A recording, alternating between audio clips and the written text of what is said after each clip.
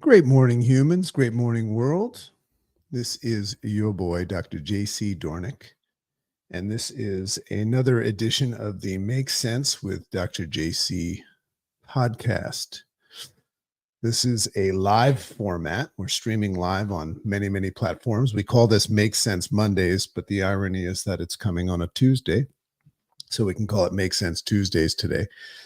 But every week on Monday mornings, we do a morning rise up where we just create the space for people to use their brains and step into this conscious part of our thoughts, where we can become the dominant force and the shot caller of our life, rather than just handing the keys of trust over to our program from yesterday and just letting the world start to push us around. So I just want to welcome you to another Make Sense Monday on a Tuesday. Today, the topic is interconnected. Love this topic. Love this idea of just looking under the hood of this concept of whether or not we are all connected as one. You know, we have these notions of it and we feel energies and things. And this is the birthplace and fertile soil for things like comparative realities. And you see that taking place everywhere. And I just feel like the world has just gotten so insane that it's so easily we can lose our focus and, lose track of the fact that we're all so much more the same than different. And we just get in these states where we're competing with one another and seeing how we stack up in the world. And as you know, my work is deeply entrenched in the focus, or in the area of focus of control, the things that we actually control. And that would be our response, not the things that happen, not our perception, and not just what we think we see happening, but how we respond to it. So the human response system was a birthplace for what I call the interface response system, which is a simple 4-step process that I teach people in our private communities, and it'll come out in our books. And if you go back to the beginning of the Make Sense podcast and you listen to the first 10 episodes, you'll get all of it there. But it's just an idea of taking that notion of recognizing that if we change the way we look at things, the things that we look at change. Everybody understands that, but what we want to do is learn how to execute that. So that's what we're about here. So I want to say great morning to everybody in the live session, streaming live, which is still to this day one of the scariest things that I ever do. So great morning to you, Chris. Great morning to folks that are popping in. Such an honor and a privilege to have something to say. I was listening to an audiobook this morning called The Right Thing by Ryan Holiday. I don't know fans out there, but just talking about the idea of generosity. I like to think that what I do when I take some cool ideas and thoughts that are very, very helpful for me and I pay them forward to others, it's just a practice of generosity. So I would encourage you, I like to say at the end of my episodes, if you learn something today, give it away. That's how it's going to stay. But there's a little bit of selfishness in that idea. Is this idea of saying if you learn something and you want to keep it and benefit from it, you would want to leverage the idea of you benefiting from it by giving it away. But then there's this thing called generosity. That's another topic that would be interesting, is what's the true value of generosity? Who benefits more, the person you're helping out or yourself? So great morning to you, Deb McIntyre. Good to see some folks. We just got back from our vacation, getting ready to leave today because this 53-year-old dragon is on his way out to Lake Placid for my annual homage to get back with all my old boys. And I'm going to compete in the Lake Placid men's lacrosse tournament. So very much looking forward to that. And then I come home from that and I take my daughter to her first concert ever, and that would be Metallica on the 3rd. So very, very excited about that and life in general. Excited about the fact that it seems that we have been given another 24 hours today. So enjoy that, everybody. Great morning to you, Lori. So let's get into this. I'm going to read my rise up this morning. I call it interconnected. And the number one thing that I'm offering is just this notion of something that may be, right? Um, if you have the power to consider things that might rest outside of what you think that you know, and you've placed an exclamation point behind, that's a power move today, is just to be open and curious. So I'm inviting you to come along with me for about 20 minutes and just remain open and curious. Take the right protect switch off of your SD card and allow new information to come in and bypass your filter. We all have this sorting filter that keeps things out and protects that which is within. And, this notion of just understanding that everything that you're protecting, the stuff that you claim to know, right, um, is very, very much part of our biggest challenge is thinking that we know things. Because when we think we know things, we protect that and we don't let anything from the unknown out. Great morning to you, Vicky. I went for a run this morning, thought of you. Okay, so this is interconnected. So this just opens the idea of like, are we all really interconnected? There's people here live with us today. There's people that are going to listen to this podcast. I have people in this house. I'm going to interact with people today. I'm going to drive. So are we all interconnected, or are we separate and distinct and unique from one another, or both? I probably sit more in the idea of both, but think about how many problems occur as a result of you thinking that you're different than everybody else, right? That's where comparative reality sets in, and also identity crisis and things like that. So this is going to open the door to the idea that maybe we're all the same. We definitely come from the same source. So open and curious, enjoy your ride.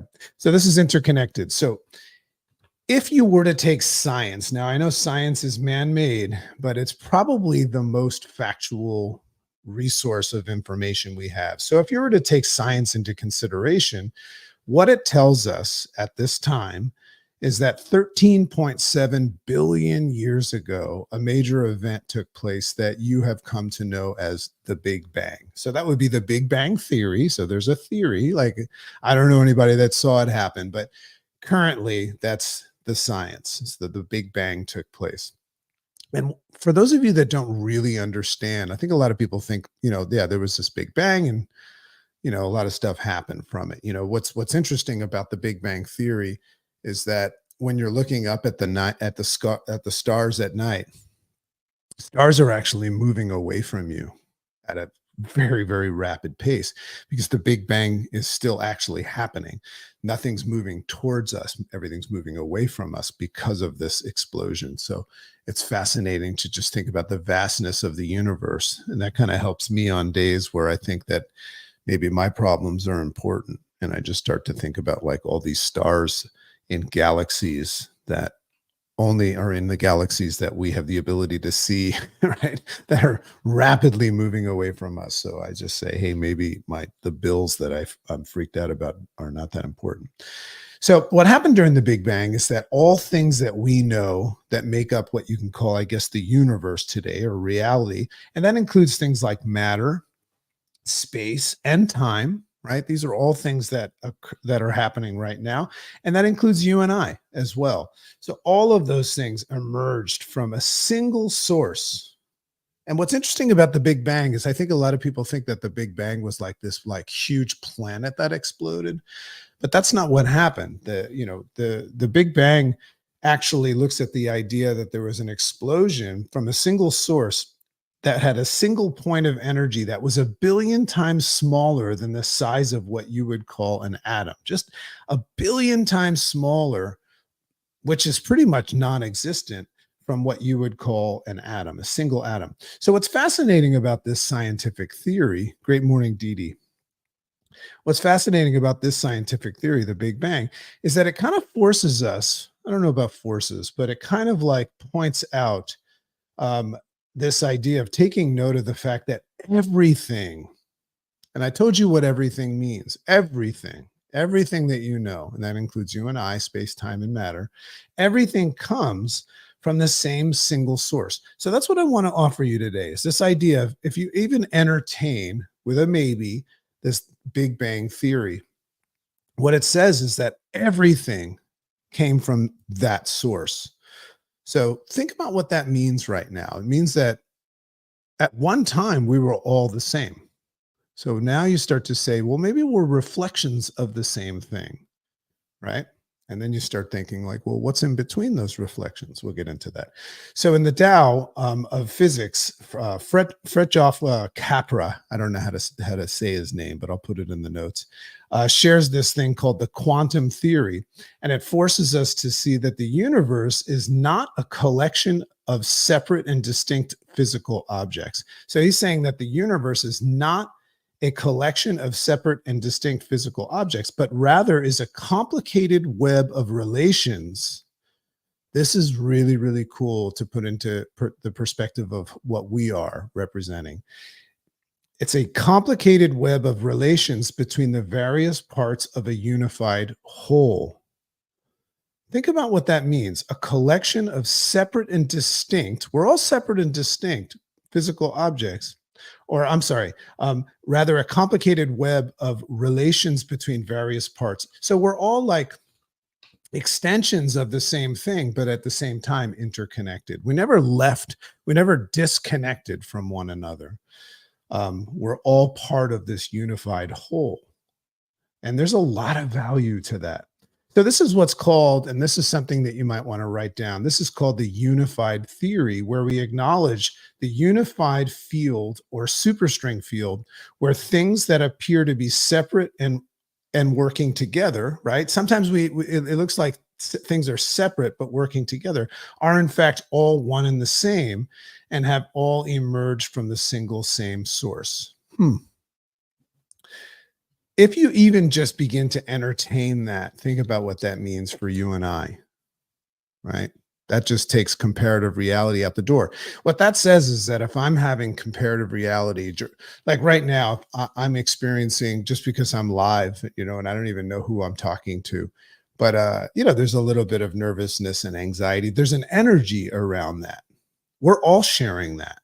Have you ever noticed how if you hear somebody speaking and they're in any way, shape, or form nervous, you feel it, right? And I think that we understand that we can feel energy from people walking in and out of the room, lights go up and down and things like that. But isn't this fascinating to note how the magical creation, this is the irony of how life unfolds, the magical creation of your life as a human being. And this is for those of you that don't understand, that don't buy into this. A lot of people have these theories about how we came about, but just look at the magical creation of your own personal life as a human, right? It's a perfect reflection of this concept of the unified theory, how humans are made, right? Was that a mistake? Was that a mistake that the way that humans are created is extremely similar and analogous to this Big Bang theory? Or is it some part or some sort of validation of something that we're supposed to consider? See, I like to go through life and just assume that anything that comes into my interface is there to show me something, kind of like a roadmap or a sign as I'm driving.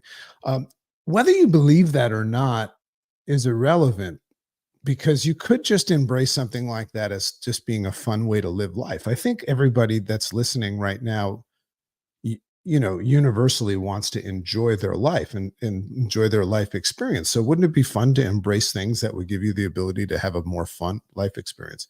So I say this idea of how humans are created, is that some sort of a validating lesson showing us that we are in fact all one, as we all come from the same source, the world and the universe that have all come from the same source. It's as simple as embracing how your appendages, think about your appendages, your hands, your feet, arms, legs, ears, whatever you want to say, how your appendages, your hair, your organs, and even your bones came from the same magical moment when a sperm met an egg, right? What are the odds of that? I mean, everybody here needs to go about this day just acknowledging that you're a miracle. I mean, it's just insane how you're even here. That might help you take your worry off of things, right? The same magical moment where that sperm met the egg, creating this very first spark of magic, just like the Big Bang, that was a miracle of your existence. Think about all your appendages, everything that makes you up, your sense making machine, and everything came from nothing. It came from an exchange of energy between two things. And when they came together, it created life. How is that any different than what we're saying with the unified theory? That's a unified theory example right there. Very, very cool. Yet even more phenomenal is to embrace this unified theory and understand that your existence before this magical moment, your existence is unique in the uniqueness of your own expression. However, that expression is not separate and unique from anything else as it comes from the same source. So I started thinking about that. And I'm like, okay, so how humans are made, sperm and egg, and all of that is just amazing. But if you keep on peeling the onion and going back and back and back to the original source of everything, and you consider this Big Bang theory, it's just fascinating. And it's just fascinating. And it just takes the pressure off of me thinking that I'm different than you, that I need to know more and I need to keep up with you. I think we're all working together. And I think that if we learn how to work together, we're going to get more done. Great morning to you, Diane.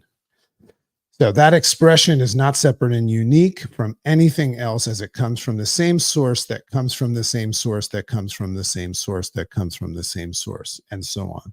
So what does this mean for you, and how can this awakening and acknowledgement serve you this day? See, I don't like to offer just cool concepts of things that make you go, hmm.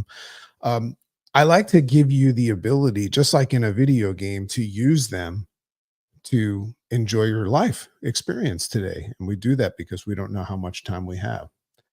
So, what does this mean for you, and how can we use this to serve you today? So, it can offer you admittance into what I call a safe psychological sanctuary of acknowledging that your identity is my identity, as well as a reflection of the entire universe.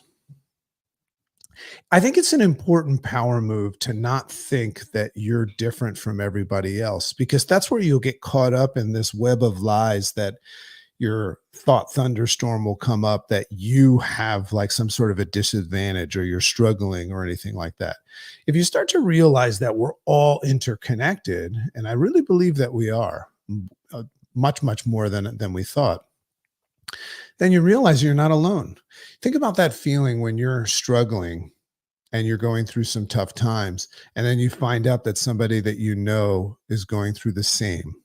Think about how you feel. It's not that you're happy that they're struggling, but it's kind of a nice feeling, isn't it? When you realize that it's not just you. So this means that we're all in this together and we're not alone. And that's a power move to acknowledge this, thus empowering us to simply do our part today. Maybe you can look at your day and say, in this ecosystem of life, now I know that we're all working together because we're all from the same source, right? We're not separate and unique like we thought.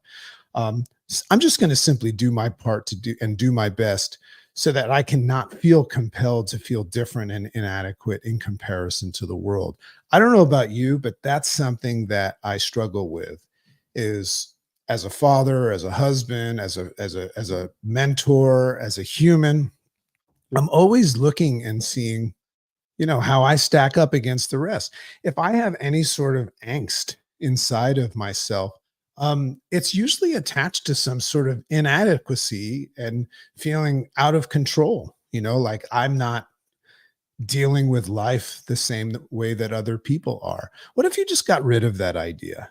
What if you got rid of idea? Okay, so this brings up a really cool concept that I've been into lately called cosmic consciousness. Obviously, I'm very fascinated with consciousness, and I'm going to go into that a little bit. But cosmic consciousness is a fun thing to YouTube and things like that. Um, so first, allowing yourself to simply acknowledge ideas like this unified theory that we're all from the same source, and do that with a simple, curious consideration. That's all. The Make Sense podcast, my book, all of my work is just about inviting people to consider things, which is not easy because if you're protecting something that you claim to know and you're afraid of finding out that that's not possible, because I mean, humans beings have pretty much made everything up. So if you're protecting your stance, you're going to put that right protect switch on your brain because it's too scary to consider something else.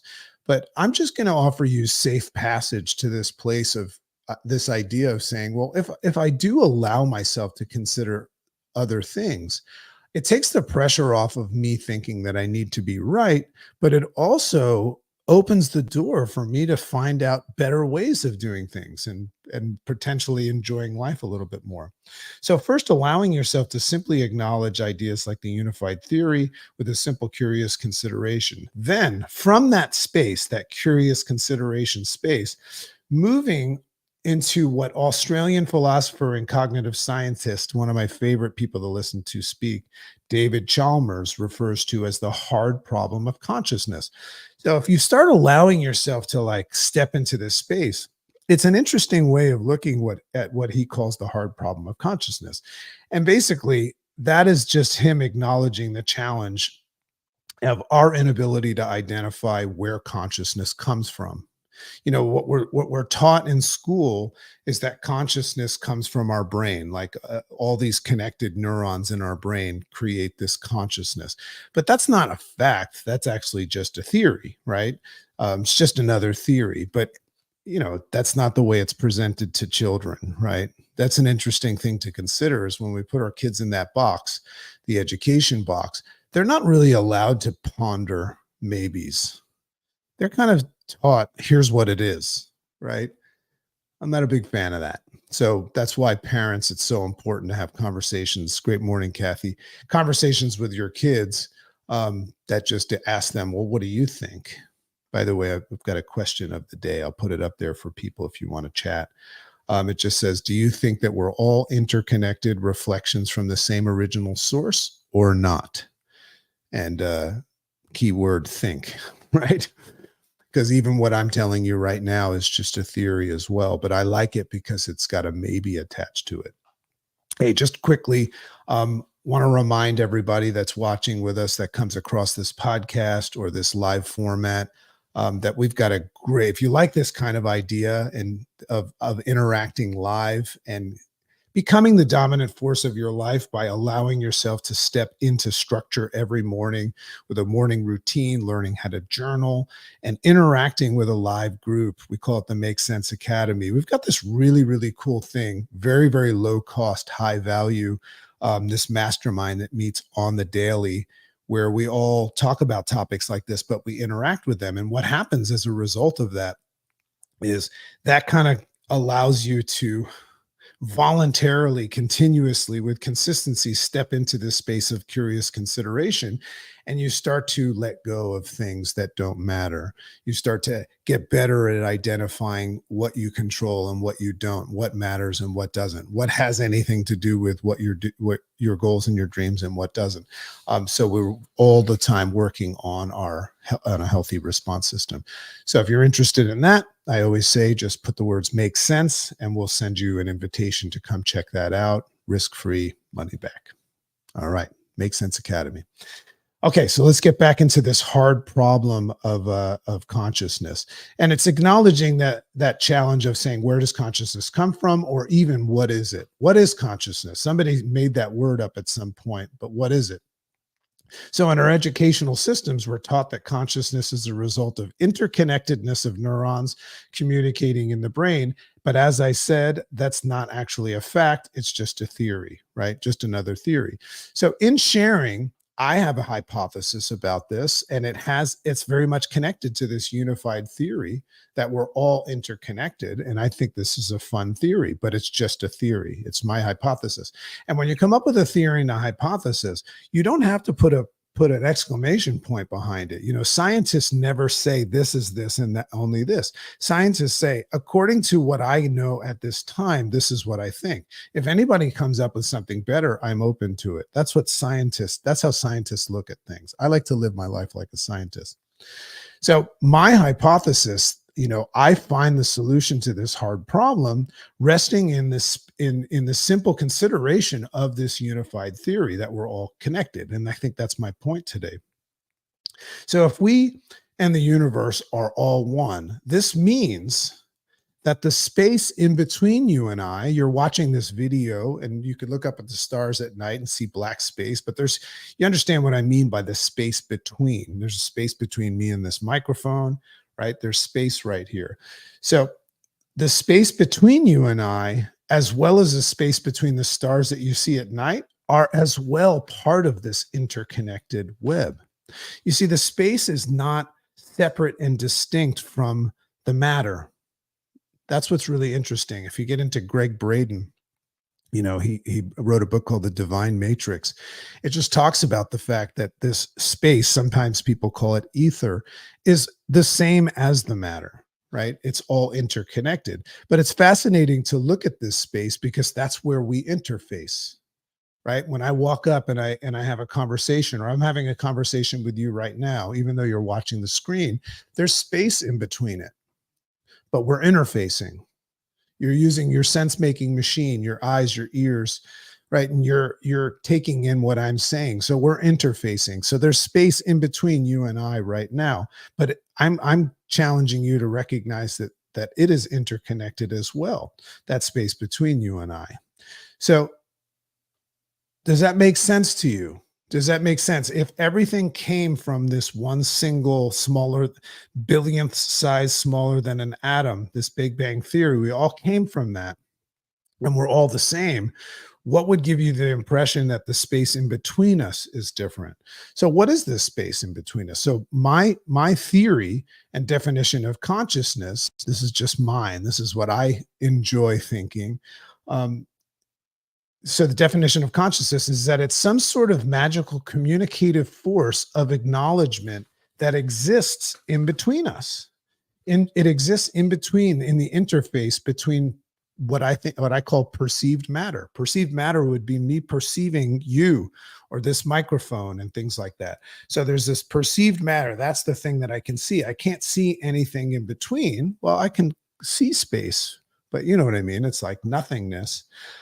So what I mean by interface is just that. It's this force of energy that is created when a human, you and I, using their sense-making machine, including the brain and the six senses, either unconsciously or consciously acknowledges something. So if I acknowledge something, right, this is the interface. It's happening. If I don't acknowledge something, if I'm not looking up at the sky at night and seeing the moon, I'm not interfacing with the moon, even though hypothetically we kind of think it's there. So the very presence of acknowledgement exists due to this thing called consciousness. So that's the thing I wanted to offer you today is if you take this idea that we're all interconnected and there's this unified theory, we all come from the same source. First of all, that's a blessing right there. But in addition to that, acknowledging that and starting to think about consciousness, because the more time you can spend conscious and not just handing the keys of trust over to your subconscious automatic, autopilot, the more time we can spend being conscious, the more time we can make better decisions and have healthier responses and think about things, and correlate what matters and what doesn't, what we control and what we don't control, but also what serves us and what we want to accomplish this day. Perhaps today your goal can be to be generous. Your goal can be to be kind, to enjoy yourself and things like that. But the things that get in the way of that is when we get distracted by stuff, right? Because we have our autopilot going on all the time. So the very presence of acknowledgement exists due to this thing called consciousness. So almost as if it were some sort of neurologically stimulated communicative chemical, right? It's happening in this space between, or gas or something like this in this ether that's triggered by humans interfacing and acknowledging things. So here's what I'm saying about that. Right now, if you're listening to me, you're using your ears, you're watching me maybe, unless it's podcast, or you might be looking at your iPhone or something like that. But that's where consciousness takes place. You have to be aware of something for consciousness to take place. It's not so your brain is playing a role in that. You have this five senses or six senses and your sense making machine, but consciousness doesn't live in there. You have this ability to tap into this space, this interface. That's where consciousness, that's my theory, takes place. And if you look at all the different species, you can say that they all have different abilities to tap into that space, but almost as if it were some sort of neurologically stimulated gas or chemical or something like that that enables us to communicate with one another. So, in connection with this unified theory, I believe that this conscious space of the interface was created as a means for all interconnected things. So, we're acknowledging the maybe behind the fact that we're all interconnected. We needed a way to interconnect and communicate with one another. And so that's what's in the space. The space is where consciousness lives. And when we interface with one another, we're doing that consciously, but we can also do it unconsciously. Isn't that true? So, in other words, consciousness is another word for interconnectedness. So, what I think is fun about that is if I don't believe that we're all interconnected, then I guess I would also have to believe that we're all unconscious, which is definitely a possibility. So a sort of invisible hands-free neural webbing that looks a lot like the interconnected webbing, that connects all nature underground. I think it is very much the same. I'm fascinated with nature. If you look at nature, look at trees, plants, anything that's coming from the ground, right? There that it is obviously via planet Earth all interconnected, right? By this webbing of underground, just like our nerves. So we're the same. We're like a hands-free version of that, but we're all interconnected and also acknowledging the space in between us. I know this is heavy, but I know you also are saying, it's kind of true, or maybe. So again, another interesting space to acknowledge, just like the oceans, like humans as reflections and validations, and we're all connected. We're not separate and unique. So again, what does this mean for you today? Well, if you're open and curious to new information, and I encourage you to be, why wouldn't you? It's a waste of time to not, and willing to come to terms with the fact that you might not know everything, and recognize that everything that came from your programmers, right? Your mother, father, teacher, preacher, what we consume every day with society, and then what was passed on and paid forward to us from evolution. That's all stuff that they thought. So everything that you got from them and your life experience. So if you're open to new life experience enhancing information, you might consider that we are all, in fact, universally all interconnected, which means interconscious. So no one is better than the other, and perhaps consider what may happen if we started to take advantage of this idea and work together for a greater good. See, that's, I think, the big lesson here is we got to stop all trying to get for ourselves or even just our immediate family and friends. And I understand why we're doing that. If we start recognizing that we're all the same, we all come from the same single source, then that would validate the idea of all working together for a greater good. Perhaps we need to stop trying to live our best lives, our own best life, and live a collectively amazing life together. Make sense? So love and appreciate you. Going out to Lake Placid today. So I'll be popping in and out of our private community. Once again, if you want to come check that out, it's called the Make Sense Academy. Just type Make Sense. We'll send you an invitation where we have a wonderful mastermind every morning. And people are really, really becoming more conscious, becoming the dominant force of their life, the shot callers of their life. And I think that's our only goal is if we want to follow through with the things that we claim that we want to do today or that we're committed to doing, we have to become indistractable from things that don't matter. And the only way we can do that is to spend more and more time in that indistractable place where you start becoming that shot caller. So love and appreciate you. It's good to be back. Have a wonderful day, and we'll see you next week.